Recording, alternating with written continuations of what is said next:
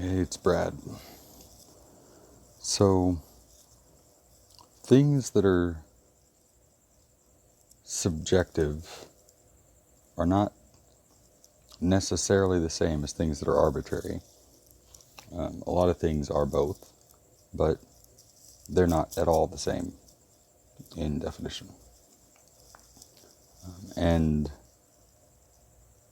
arbitrary generally just, it is randomly determined as far as the other side is concerned.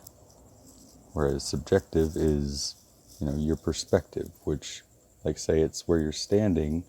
Well, someone could calculate out the view of an object or whatever as being from your perspective. In the same way, you can, trace concepts and value of different concepts to translate them in terms of each other. I mean, that's kind of core to, my whole approach here, but even arbitrary and randomly determined things not just can have value, but do have value. And the question just becomes the duration and magnitude, impact of the value. The time that it's valuable, along with how that value is determined. I mean, I generally think of inherent value as inherited, but if, like, the root of all a branch gets rotten, then the whole thing is worthless.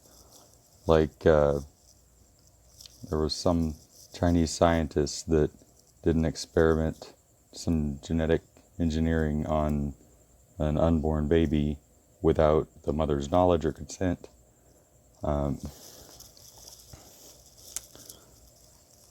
His results, I mean, it doesn't even matter.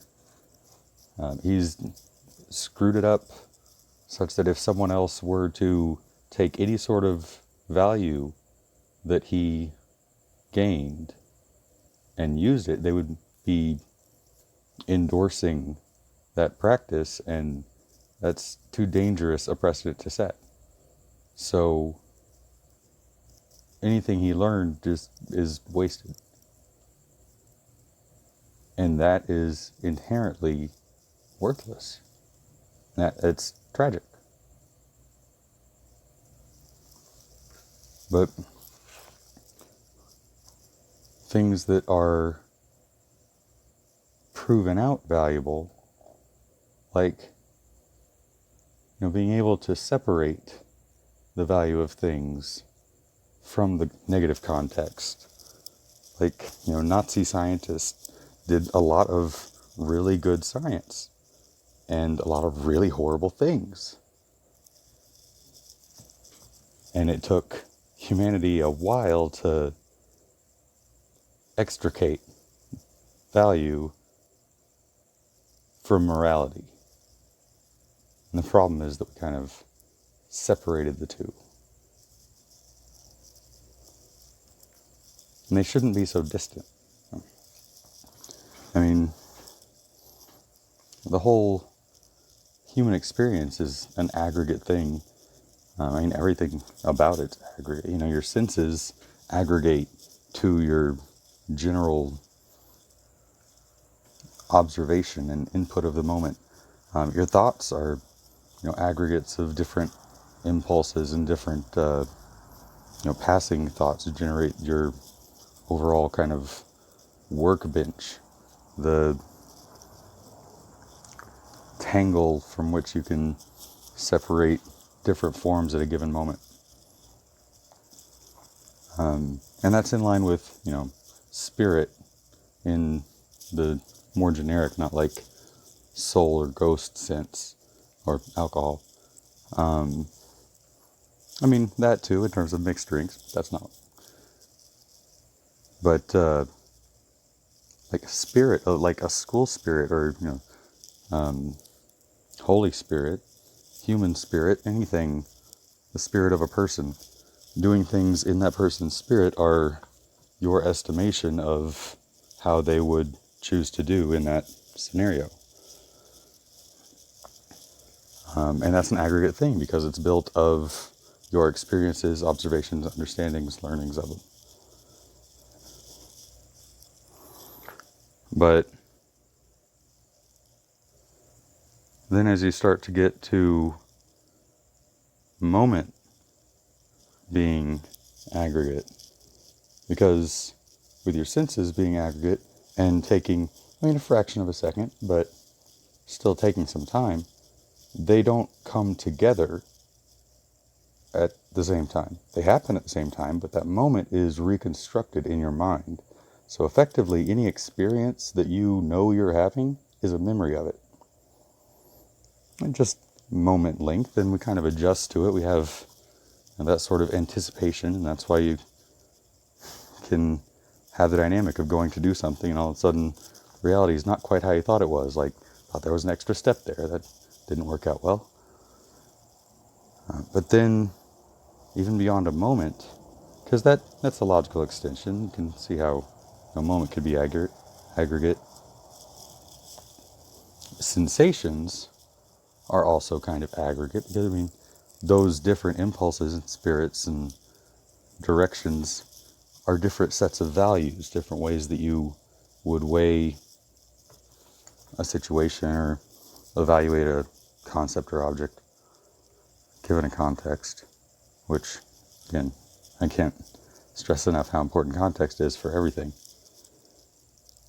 But the sensation of a thing is the aggregate of the different layers of sensation that you can have about it, the different layers of good that it can have. And some things are constrained to just a moment of good, just the sensation level, like something self-indulgent and self-destructive. You know that long-term is going to be bad. And you're saying, screw it. I'm just going to do it anyway because it's fun or because it feels good or just because. Or for even worse reasons. But that's kind of how I feel about comedy. If it's a joke that doesn't hit on all the levels, as long as that doesn't point to a flaw in character, maybe it could be used to counterbalance others. That can be part of the humor. But if there's just entire layers that are missing, like really dry humor where it's only funny once you get it, or like a person that's a nice guy once you get to know him. Well, anybody's nice in some certain context. And when you think about it that way, all the different facets of yourself is aggregate. Even your identity is built of all your various thoughts and experiences and all these other things. But your drives, like, there can be good ones and eventually good ones, long-term good ones. The longer duration of value holds out for something that's arbitrarily or not determined. It has enduring value and eventual value for as long as it does. And perpetual value would be that which, is by definition kind of inherently enduring.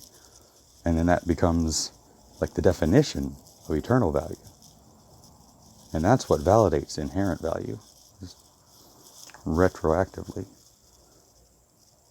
But like even competition can be good. You can allow competition in context of like evaluation. Like you can have XX versus XY.